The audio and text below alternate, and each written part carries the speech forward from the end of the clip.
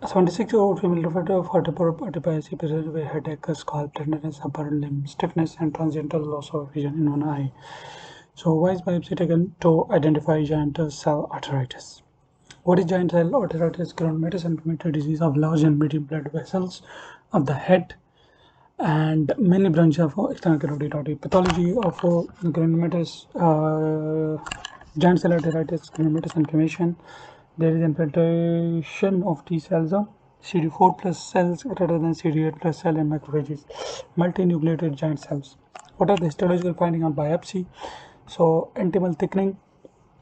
Okay, so the innermost layer, intimal thickening with internal elastical lamina fragmentation and infiltrator with T cells and macrophages and multinucleated giant cells. What is the causes of loss of vision?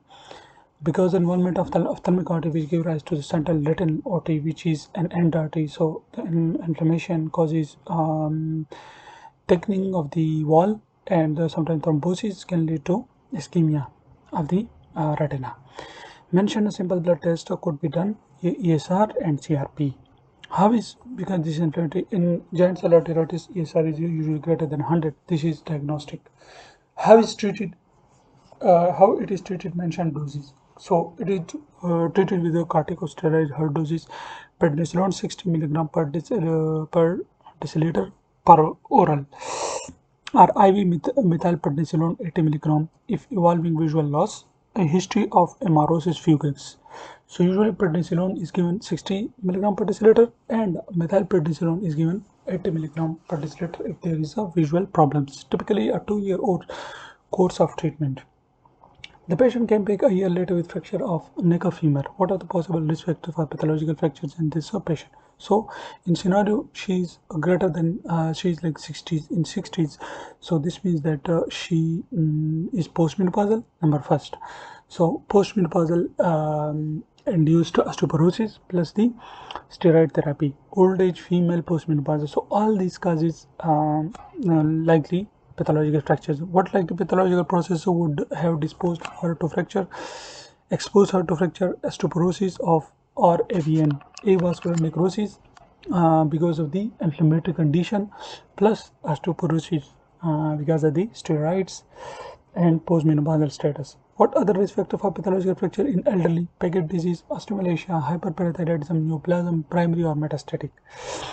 What's the pathology of osteoporosis? Normal bone mineralization, decreased bone density. There is decreased bone density.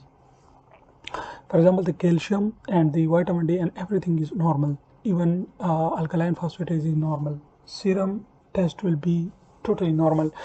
But what the mass of the bones is decreased. Mass of the bone or mineralization of the bones.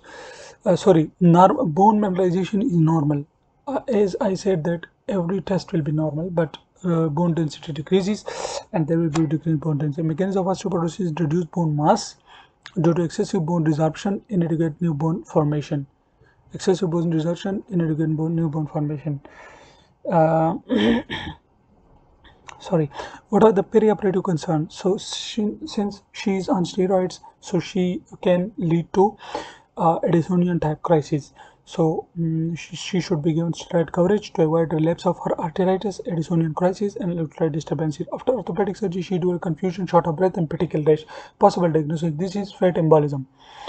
What is the pathogenesis of fat embolism? So mechanical theory: fatty tissue is directly released into the vascular circulation as a result of trauma, and this then goes into the central or systemic veins and then goes into the pulmonary vasculature.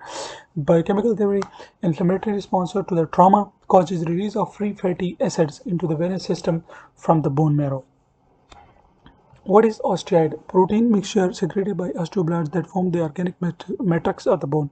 Protein mixture secreted or produced by osteoblasts that form the organic matrix of the bones. What are the risk factors of osteomalacia? So vitamin D deficiency, malabsorption, renal failure, steroid therapy, short bowel syndrome, and other malabsorptive or other factors which can reduce the absorption capacity of the gut. What is the type of protein deposits in this patient? Since this patient is under inflammatory condition, so there will be always AA amyloidosis. Why amyloid not removed from the body? So Arrangements of proteins in fibril, which is not easily degraded by body enzymes. Kidney cannot excrete this protein. So what happens in amyloid proteins, that they are misfolded proteins which form the fibril threads, and they deposits in body cavities and extracellular tissues, so they cannot be removed from the body. The macrophages cannot degrade them, and the proteases. How is ESR done? Blood sample is taken in a standardized tube.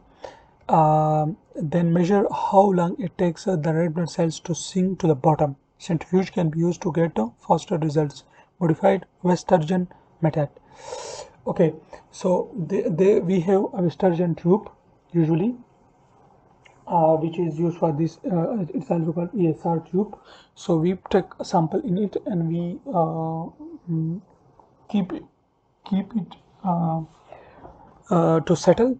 So the blood slowly and gradually comes to the bottom. So the time taken by the blood to settle to the bottom, this is called ESR, the time. So it is the Westergen method, or through simplification you get first result, which is the modified Westergen method.